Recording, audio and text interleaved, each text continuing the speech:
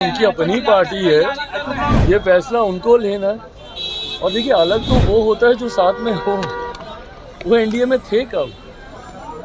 NDA Lok Sabha के चुनाव के वक्त भी नहीं थे, विधानसभा के चुनाव के वक्त भी उनको गिनती में तो कोई रख नहीं रहा। तो अलग तो वो होता है ना जो किसी चीज़ का हिस्सा हो। वो एनडीए में थे कहाँ? नमस्कार, आप देख रहे हैं न्यूज़ फॉर नेशन। मैं आपके साथ अभिजीत सिंह। केंद्रीय मंत्री चिराग पासवान अपने चाचा पर बड़ा बयान दे दिए हैं। जिस तरह से बात करें कि राष्ट्रीय लोक जनशक्ति पार्टी है, वो 2 दिनों से बैठक कर रही है और साफ तौर पर कह रहे हैं कि एनडीए के द्वारा उनमें विश्वासघात किया गया है। इसको लेकर जब सवाल किया गया चिराग पासवान से, तो उन्होंने साफ तौर पर कहा है कि देखिए, वो एनडीए में कब थे। जब उन्हें लोकसभा में नहीं पूछा गया तो वो एनडीए में है ही नहीं। क्या कुछ करें केंद्रीय मंत्री चिराग पासवान, पहले सुनिए उनकी बातों को। सर, एग्जिट पोल जो आ रहे हैं दोनों राज्यों में, एनडीए को बढ़त दिखाई है, बीच में जा रही है, क्या कहेंगे? एग्जिट पोल ही नहीं, जब परिणाम भी आएंगे उसमें भी आप देखिएगा एनडीए को पूरी बढ़त उसमें रहेगी। बड़ी जीत के साथ हम लोग सरकार बनाने जा रहे हैं, इसमें कहीं कोई संदेह नहीं है।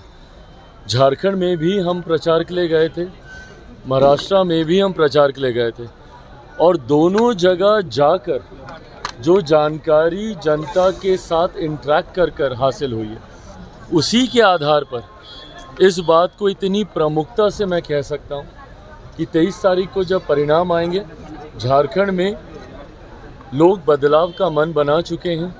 एक मजबूत प्रधानमंत्री जी के सोच वाली सरकार वहाँ पे बनने जा रही है। तो वहीं महाराष्ट्र में एक बार फिर से एनडीए सरकार पर लोग पुनः अपना विश्वास जताने की सोच के साथ उन्होंने 20 तारीख को मतदान किया है। 23 तारीख को दोनों जगह हम लोग की सरकार बनेगी। नियुक्ति पत्र कल बांटा गया है, उसको लेकर के क्रेडिट लेने की होड़ मची है। राजद के नेताओं के द्वारा कहा जा रहा है कि ये सब तो तेजस्वी यादव के नेतृत्व में तय हुआ है। प्रभु, सब उन्हीं के नेतृत्व में हुआ है। जितनी चीज़ें हुई हैं सब उन्हीं के नेतृत्व में हुआ है। मुख्यमंत्री जी 2005 से सिर्फ उन्हीं का ही तो नेतृत्व में सारी कार्य कर रहे हैं। मतलब इतनी लोगों के अंदर होड़ है, हर चीज़ का श्रेय हम कैसे ले लें? बताएं ना कि फिर अगर इतना ही विकास की सोच थी, इतना ही अगर आपको ज्ञान था कि किस तरीके से जॉब अपॉर्चुनिटीज़ को क्रिएट किया जा सकता है, तो 90 के दशक में क्यों बिहार से इतनी बड़ी संख्या में पलायन हुआ?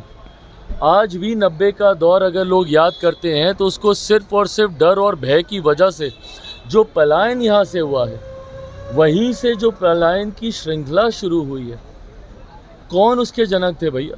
किसके दौर में ये पलायन शुरू हुआ? किसके दौर को जंगल राज के नाम से जाना जाता था? आज की तारीख में हकीकत है, बिहार की जनता अच्छी तरीके से जानती है कौन कितना कार्य कर रहा है और कौन सिर्फ अपना नाम चमकाने का प्रयास कर रहा है। ऐसे में आपको जिसको श्रेय लेना है, आप श्रेय लेते रहिए, हम लोग जनता का विश्वास जीतते रहेंगे। आपके चाचा जो है एनडीए से अलग होकर के जो है वो फिर से जो है तैयारी कर रहे हैं, कह रहे हैं कि धोखा मिला है हम लोगों को। रामनाथ पासवान जी किसी की बपौती नेता नहीं है। तो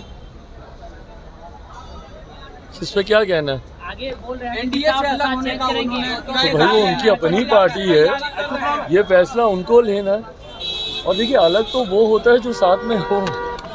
वो एनडीए में थे कब? एनडीए लोकसभा के चुनाव के वक्त भी नहीं थे, विधानसभा के चुनाव के वक्त भी उनको गिनती में तो कोई रख नहीं रहा। तो अलग तो वो होता है ना जो किसी चीज़ का हिस्सा हो। वो एनडीए में थे कहाँ?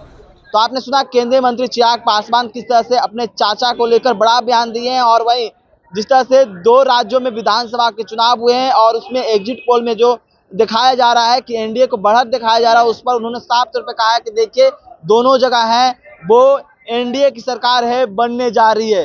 इसी तरह तमाम खबरों पर न्यूज़ के साथ नमस्कार।